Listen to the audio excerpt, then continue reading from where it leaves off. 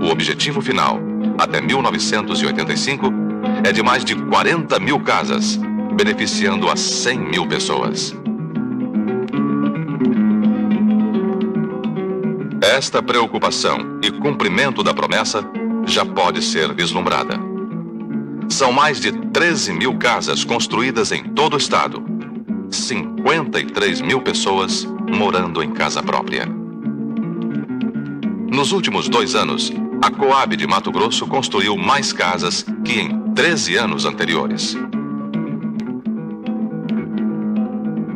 O governo federal atendeu o apelo da Coab de Mato Grosso. O ministro do Interior, Mário Andreasa, e o presidente do BNH, José Lopes Oliveira, confiaram no programa proposto. Aqui no Mato Grosso, nós temos uma programação para 45 mil casas até 1985. No entanto, temos um compromisso de 30 mil para a administração do governador Frederico Campos. 2 quartos, uma sala, cozinha, é boa a casa. O senhor está satisfeito? Satisfeito, alegre.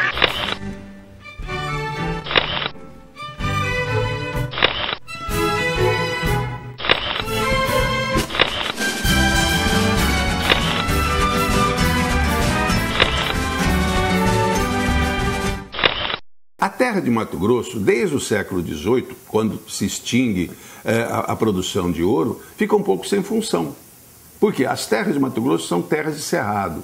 E as terras de cerrado são ácidas.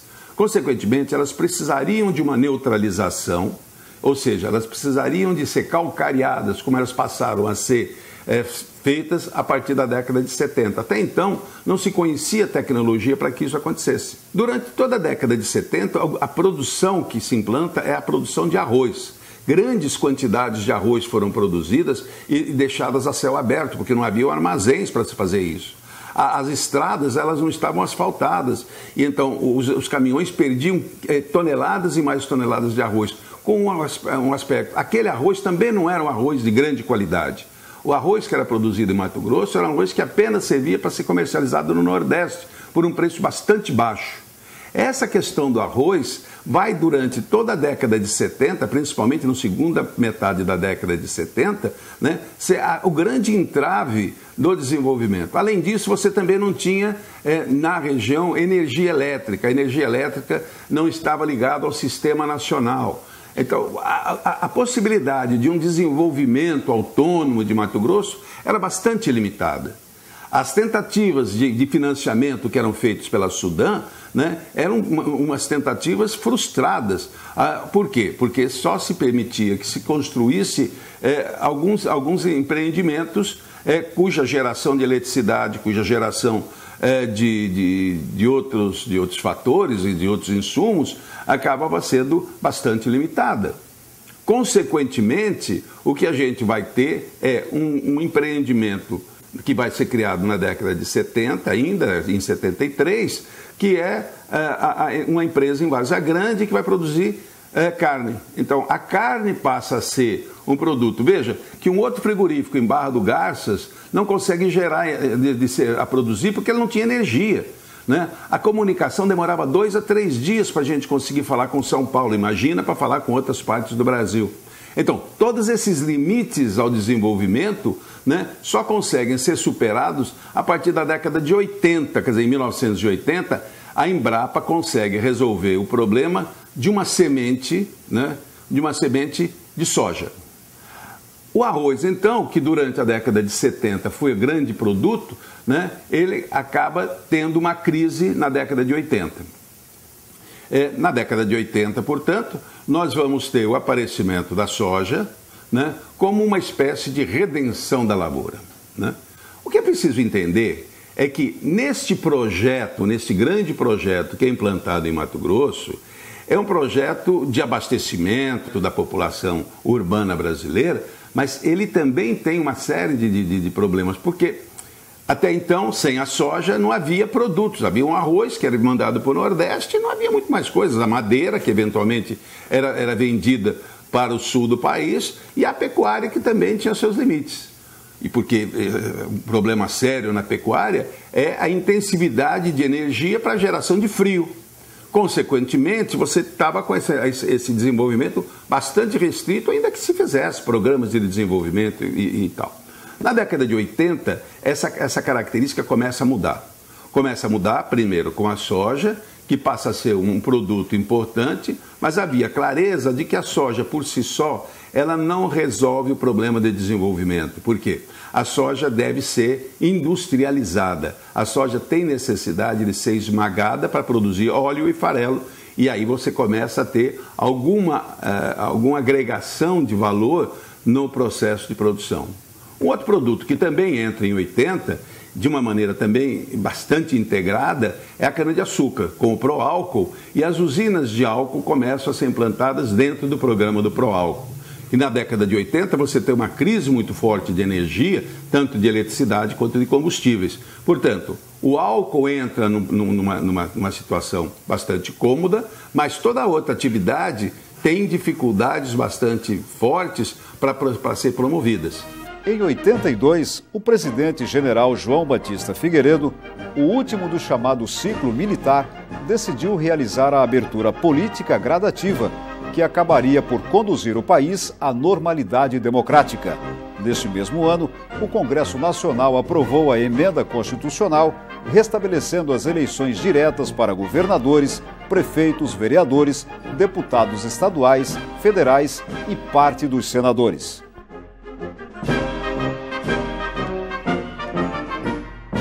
A partir de 1982, foi a época exatamente da primeira eleição direta após a nossa revolução ou ditadura no país. Em 82, para exemplificar e colocar isso como um marco, o embaixador, o então embaixador Roberto Campos, veio para Mato Grosso para ser candidato ao Senado. O embaixador Roberto Campos vinha muito pouco a Mato Grosso. Ele exercia ainda a sua função de embaixador do Brasil na Inglaterra.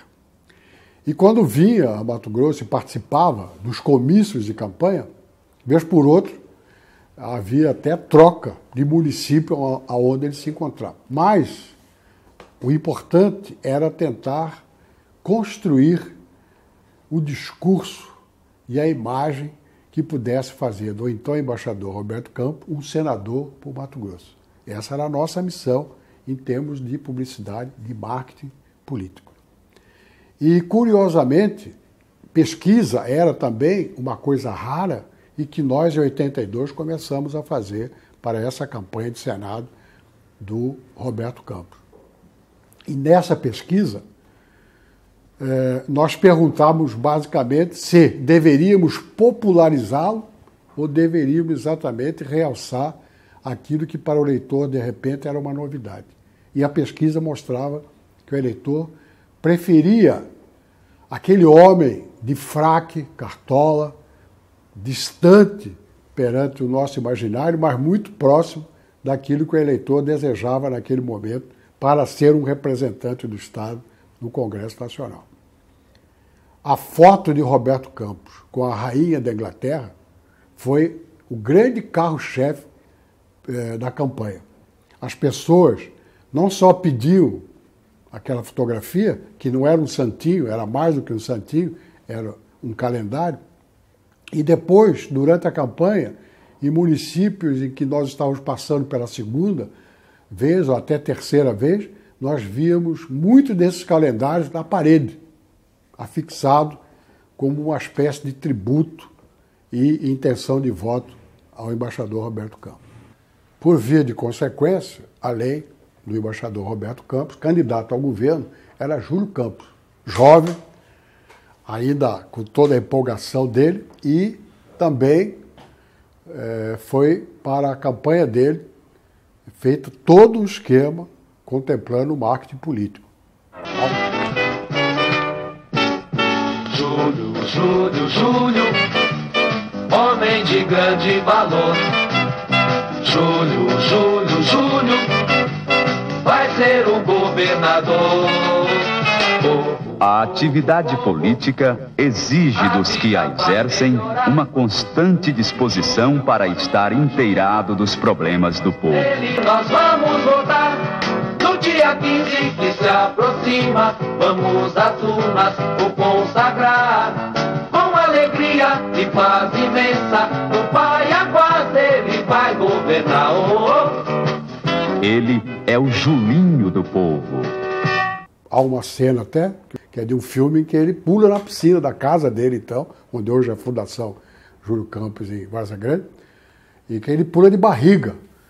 Tecnicamente, as pessoas queriam até cortar. Não, como que pode o candidato pular de barriga? Muito bem, foi pro ar do jeito que foi feito mesmo, gravado, e foi o maior sucesso de campanha, era pedido para ser repetido várias vezes. Todo mundo queria ver o candidato pulando de barriga na piscina. Por quê? Gente se igualava a gente. Esse era o espírito exatamente, e que é o espírito do marketing político.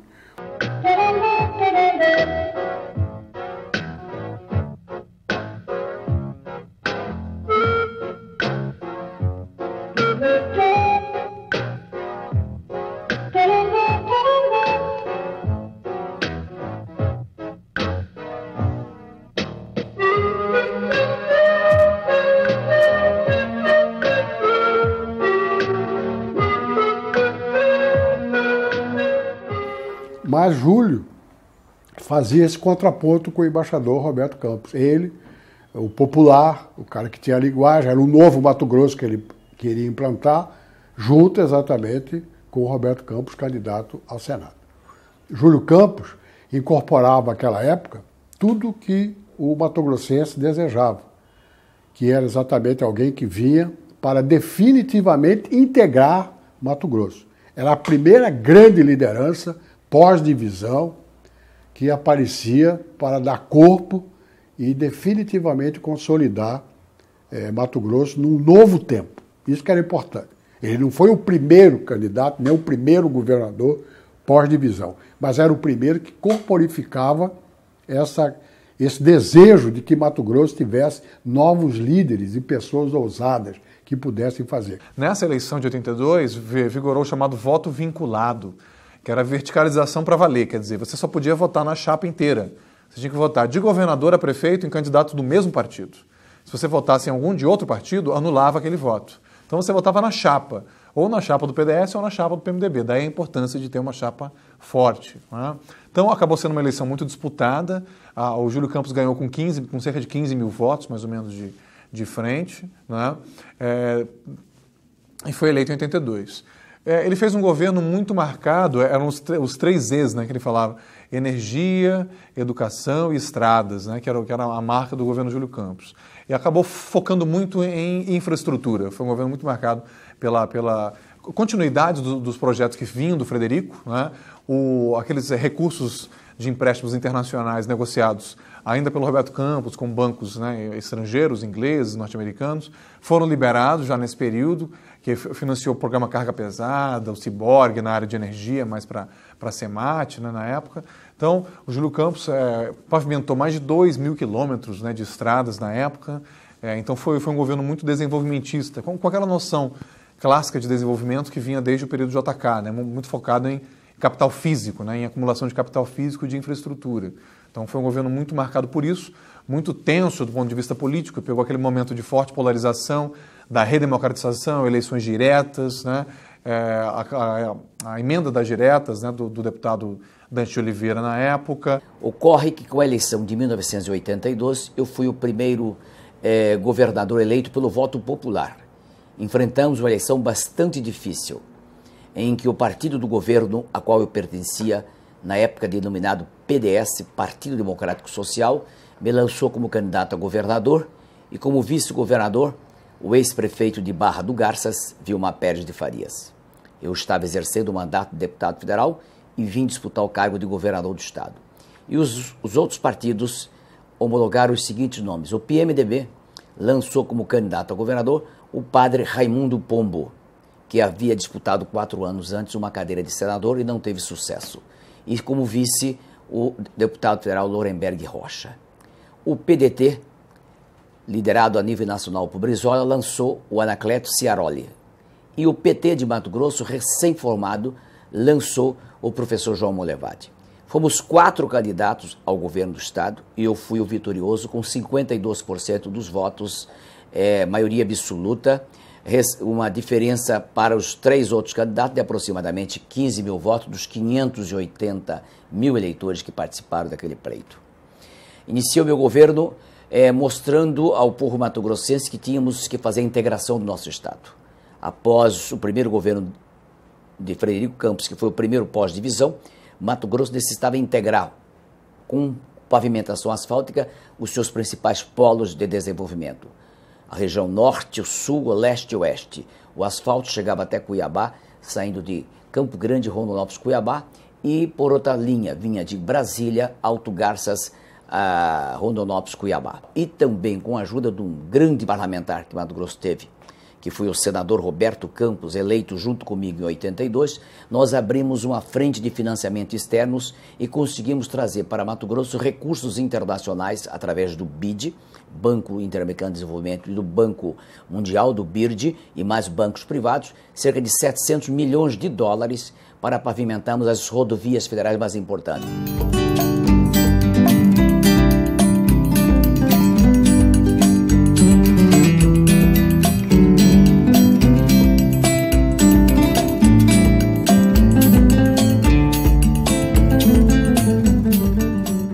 A minha história política, ela nasce, política dentro dos partidos, ela nasce em 1986. Eu era funcionário da Assembleia Legislativa do estado de Mato Grosso. O governador Júlio Campos governava o estado. E naquela época o Plano Cruzado, ele vinha muito forte com o governo Sarney. E, em circunstância disso, o MDB era um partido fortíssimo.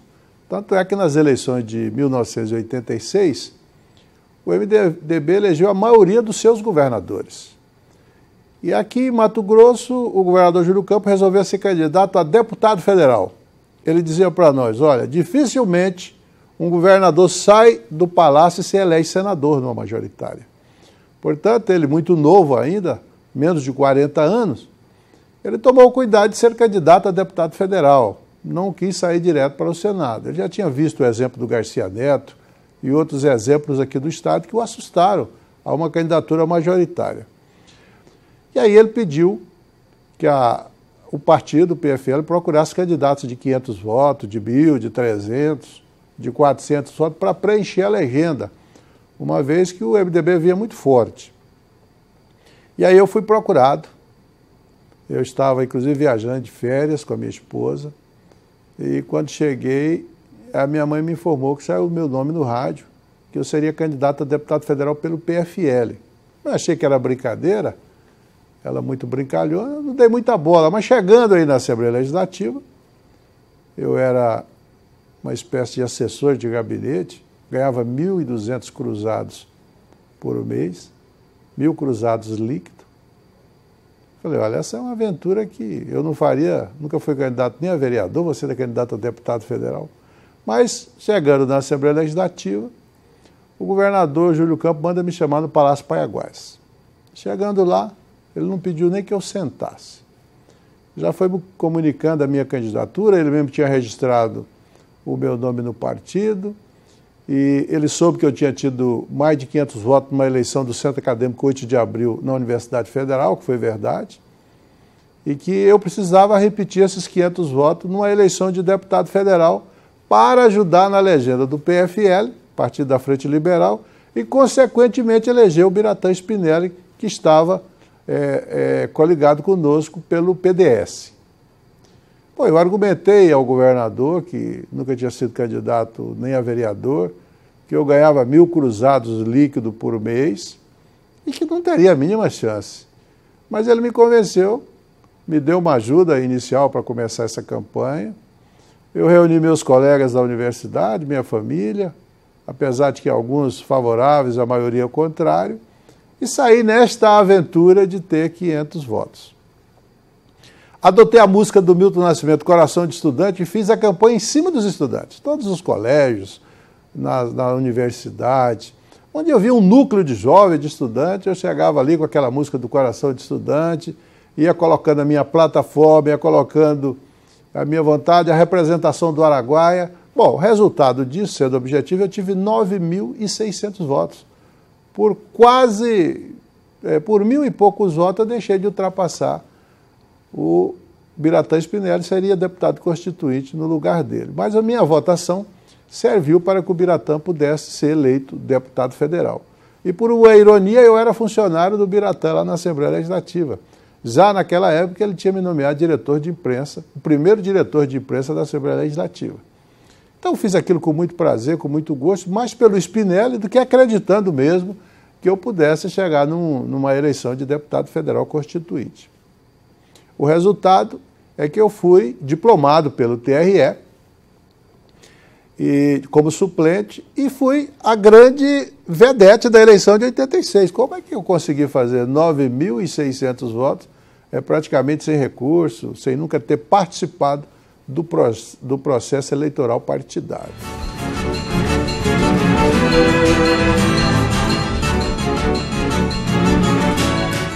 Historicamente, o grande setor e o setor que mais é representativo na economia de Mato Grosso é o setor terciário, o setor comércio e serviços. Ora, por que é importante o setor comércio e serviços? Pelo envio de recursos do governo federal para funcionários públicos federais e para empreendimentos tipo Sudã e essa coisa toda. Então, aquela situação que a gente vive a partir da década de 80, ela ainda não é uma situação de desenvolvimento, como não dá para a gente considerar que haja desenvolvimento até mais recentemente. O que acontece é que você começa a ter alguma atividade um pouco mais complexa, de maneira que o adubo começa a ser trazido de fora, você tem o calcário que é trazido da região de Nobres, você começa a ter o esmagamento de soja, e o esmagamento de soja vai permitir logo a criação, a partir de 84, 85, a criação de frangos na região de Campo Verde, você começa a ter um pouco também de produção de frangos na região de Cáceres, você começa a ter então uma diversificação da economia de Mato Grosso, que é o que a gente pode começar a caracterizar inicialmente como alguma geração de emprego. O importante para a gente entender desenvolvimento é a geração de emprego, porque esse emprego que não é gerado, ele não tem efeitos multiplicadores. Quer dizer, a população importava praticamente todos os seus produtos de regiões de São Paulo, trazia do Rio de Janeiro, de Belo Horizonte, regiões onde a produção de abastecimento era muito grande. Numa pesquisa que eu participei na década de 80, né, a gente identificou que mais de 85% da produção de abastecimento de Mato Grosso vinha de fora, ou seja, se produzia aqui um pouco de cerveja, se produzia aqui um pouco de refrigerante, se produzia aqui um pouco de carne, né? Afora isso, muito pouca coisa. A partir de 84, 85, você começa a ter então frango, você começa a ter um pouco de suíno, você começa a ter um pouco de outros produtos que vão servir no abastecimento, mas fundamentalmente para exportar.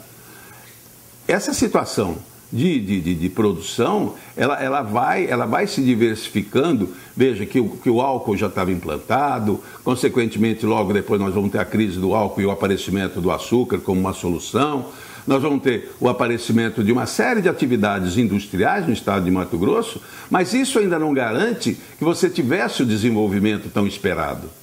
O desenvolvimento esperado só vai começar a poder ser pensado quando você começa a ter eletricidade. A eletricidade, de fato, só começa a ser possível depois da década de 80. A partir da década de 90, você vai começar a ter uma situação diferente para a energia. A energia começa a ter algum potencial, alguma potencialidade de geração dentro do estado de Mato Grosso. Alguns analisam que é o capitalismo que leva na frente duas coisas: estradas para levar bens e trazer bens, e o segundo, energia e telecomunicação, para que então faça propaganda dos produtos. E nesses setores, interessantemente, capital do exterior, principalmente do Banco Mundial, ajudou nesse tal desenvolvimento. E aí a gente percebe claramente como o capitalismo, em que tem os Estados Unidos por trás, funciona. Ou seja, empresta-se dinheiro para o país pagar, no caso o Brasil, para aqueles setores que faz com que o capitalismo se expanda mais. Estrada, telecomunicação, propaganda, televisão, foi o que chegou.